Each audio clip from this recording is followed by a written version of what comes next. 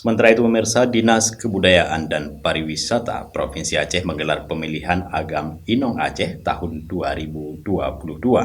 Peserta dari 18 kabupaten kota bersaing merebutkan posisi yang akan menjadi salah satu pelopor dalam kemajuan pariwisata Aceh sekaligus menjadi wakil Aceh pada pemilihan Duta Wisata Indonesia tahun 2022.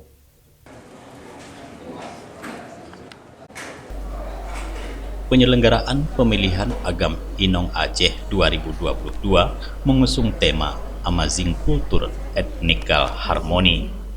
Dilaksanakan sejak 3 sampai dengan 11 September 2022. Peserta Agam Inong berasal dari 18 kabupaten kota di Aceh ini telah mengikuti beberapa tahapan mulai dari pra-karantina serta karantina dengan berbagai pembekalan menuju malam puncak grand final yang akan diumumkan pada 10 September 2022. Kepala Disbudpar Aceh Al-Muniza Kamal mengatakan, Agam Inong Aceh adalah para pemuda-pemudi terbaik Aceh yang siap melestarikan budaya dan memperkenalkan pariwisata Aceh.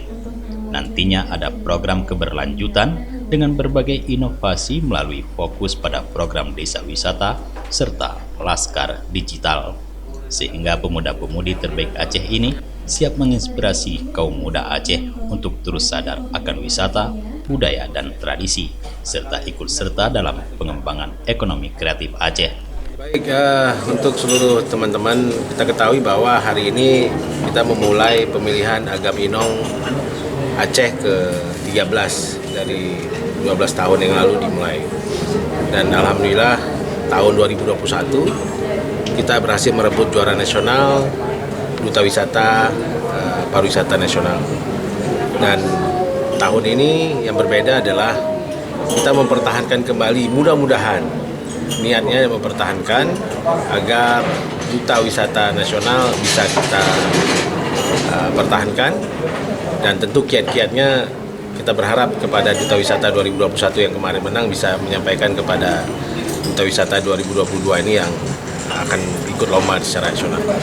Dan yang kedua yang berbeda adalah salah satu bagian penting dari pelaksanaan pemilihan Agam Inong Aceh 2022 ini adalah pembekalan materi untuk meningkatkan kualitas Agam Inong Aceh yang intelektual.